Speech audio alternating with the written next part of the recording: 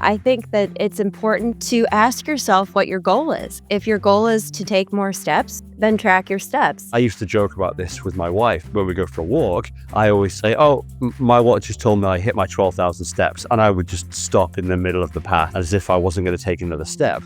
Welcome to the Strength Changes Everything podcast, where we introduce you to the information, latest research, and tools that will enable you to live a strong, healthy life. On this podcast, we will also answer your questions about strength, health, and well-being. I'm Amy Hudson. I own and operate 3 exercise coach studios. My co-hosts are Brian Sagan, co-founder and CEO of The Exercise Coach, and Dr. James Fisher, leading researcher in evidence-based strength training. And now for today's episode.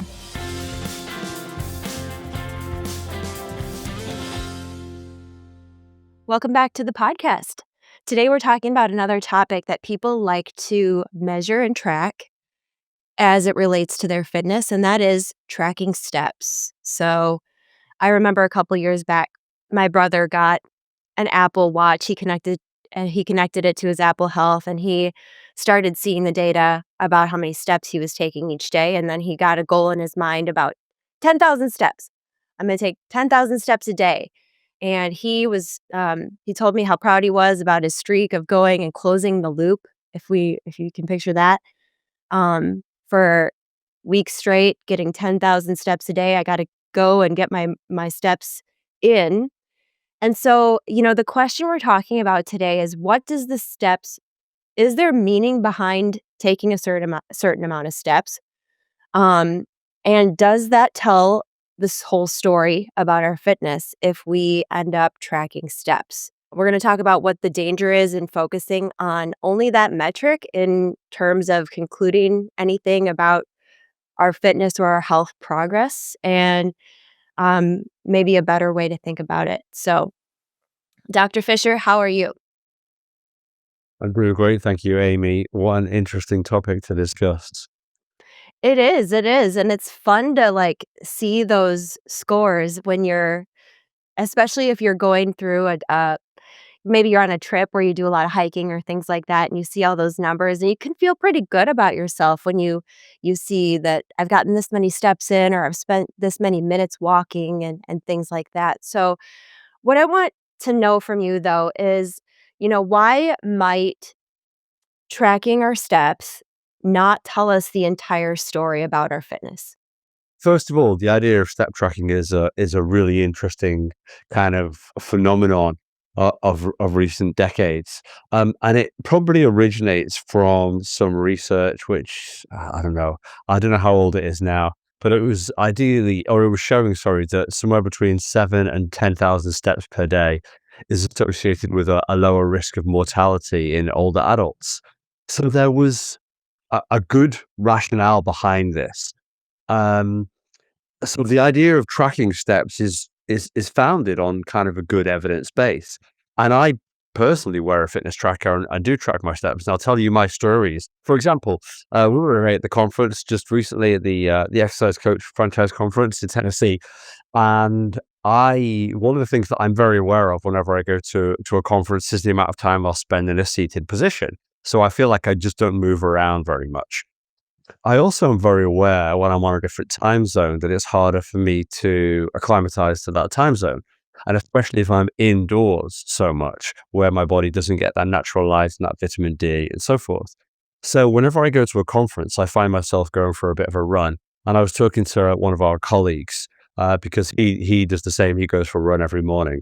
So I found myself going for a short run every morning, just somewhere between 1 or 2 miles up to maybe 4 or 5 miles, and then also going for a walk later on in the day. And it serves 2 purposes for me. First of all, it's the idea that I'm getting some exercise during the day. And second of all, I'm getting some daylight and I'm outside getting some fresh air. I'm not just sat in a conference room. But certainly, I track the amount of exercise that I've done in that way by looking at the number of steps that I've taken. So this idea of kind of tracking steps to say, has my body moved around enough during the day, is not totally redundant. I'm certainly not against that idea. And I'd go so far as to say that for people who are inactive and have an inactive lifestyle, maybe they do a very sedentary job where they're sat at a desk, maybe they drive or get the train in their commute to and from work, and maybe they don't have time for normal, for other exercise habits, then the idea of introducing a step tracker into their life can be really, really positive because first of all, it can show them, hey, you're only taking 2,000 steps in a day. That's not a lot. You need to be more active than that. And of course, that can prompt lifestyle changes. So now they might wake up a bit earlier in the morning, go for a walk or on their lunch instead of, sitting at their desk and eating their lunch. They'll make a point of going for a walk. One of the things that myself and a colleague used to do back at university is we used to go for walking meetings. So we'd get a cup of coffee each, and we'd go and meet, and then we'd walk around the city of Southampton, and we'd kind of talk through the things that we wanted to have our meeting about, our research meeting about. So I think there can be great benefits to it, and it can be applied sort of any number of ways. The main problem that's lost is we start to become quite volume monitored rather than effort monitored. So, of course, not all steps are equal. If I go for a walk that is more like a hike, then the effort level is far, far higher. My heart rate response, we've talked about heart rate, my sweating response, we've talked about sweating as well in this podcast, will be higher because of my body temperature rising and because of the effort level that I'm working at. So my heart rate will get higher. That might be far more important and far more beneficial than the same number of steps on completely flat ground where my heart rate stays low and my core temperature stays low and so forth. So the idea of getting 10,000 steps in a day or even 12,000 steps in a day, because we have to kind of move with time. And I think the metric has changed now from 10,000 to 12,000 steps. It doesn't quite do justice, and we should really think about there being some of those steps being of a reasonably high effort or being somewhat challenging to us. So maybe some of those steps should be walking up flights of stairs where we're really having to put some strain through our muscles and through our bones and raise our heart rate and so forth. I should check with my brother if he's up to speed on the 12,000 then that you said, because I don't know if he knows that or not. But, in terms of drawing conclusions about our fitness level or what we have accomplished in terms of our physical fitness from taking steps, what is the danger in focusing on just that metric of the steps I've taken? I think if we do nothing else, then the steps taken can be a very loose gauge of a baseline amount of exercise. But of course, it just doesn't give us a good gauge of our fitness. It doesn't give us a good gauge of the exercise that we really should be undertaking to try and maintain muscle mass, and specifically to muscle fibers, which we really only recruit with higher end exercise. So, for example, if somebody said to me, well, I get my 10,000 steps in a day, and somebody else said to me, I don't get 10,000 steps in, I only get 5,000, but I get that during a run. Well, I'm afraid the money in my mind is probably on the person that runs for 5,000 steps compared to the person that walks 10,000 steps, because their effort level is higher. So their stimulus to their muscular system, to their cardiorespiratory system, and so forth is much greater. So I think the idea that 10,000 steps is great for reducing mortality risk is good, but it certainly shouldn't be taken as all we need to do for our overall health and well-being and fitness and strength and muscle mass and metabolism and so forth. Okay, so if we don't put all of our eggs in the basket of our step count, what should we be putting our eggs in? What basket should we be putting our eggs in if we're trying to really improve our physical fitness? Well, the answer might surprise you actually, but strength training.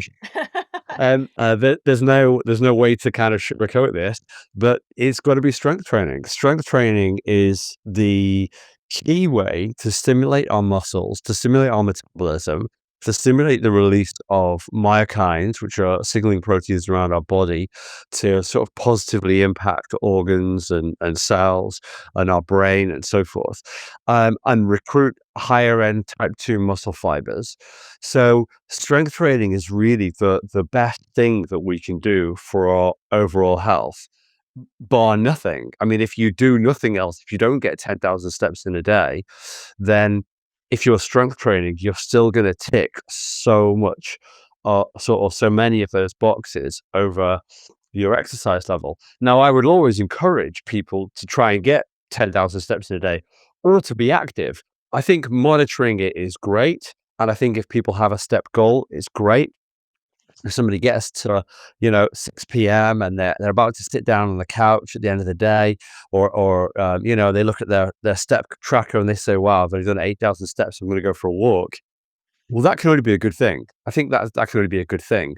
But if they get to that time and they say, oh, I've done 10,000 steps, I don't need to go and do strength training today, I think that's a bad thing.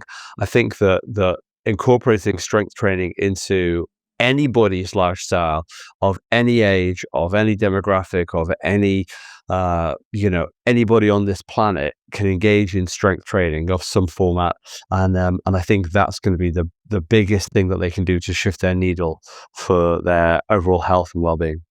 Yes, absolutely. I think that's the point of this podcast, of course. And so, yeah, I think that it's important to ask yourself what your goal is, right? If your goal is to take more steps, then track your steps. If your goal is to move around more, to reduce stress and to get outside and to get vitamin D, great.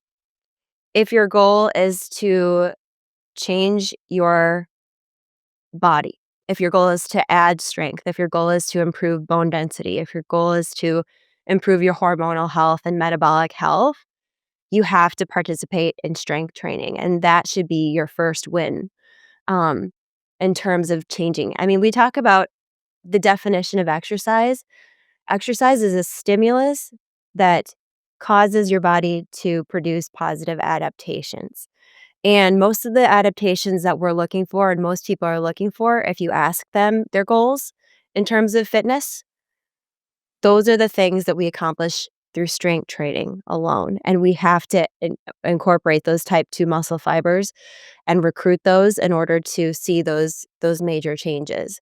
Walking alone isn't going to suffice to really transform you from the inside out, but it's wonderful to move around. And so it's just not the end all be all. Would that be a fair assessment of what we've basically said?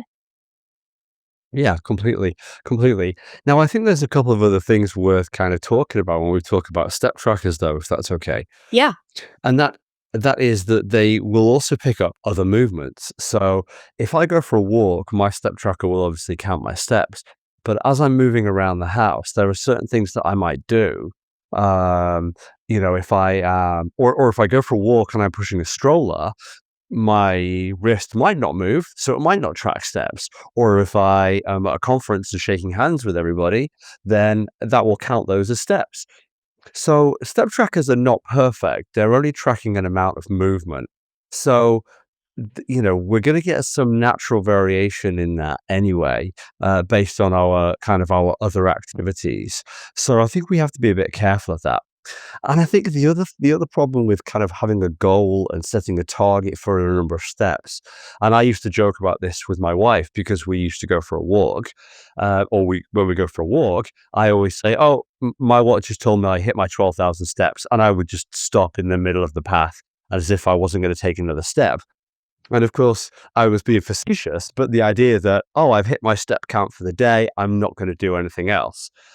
Whereas the reality is actually, if I'm out for a walk, or if there are benefits to going for a walk, like you said, with vitamin D and fresh air and being in our wonderful planet and, soaking up the environment, then we should do that regardless of how many steps we've taken.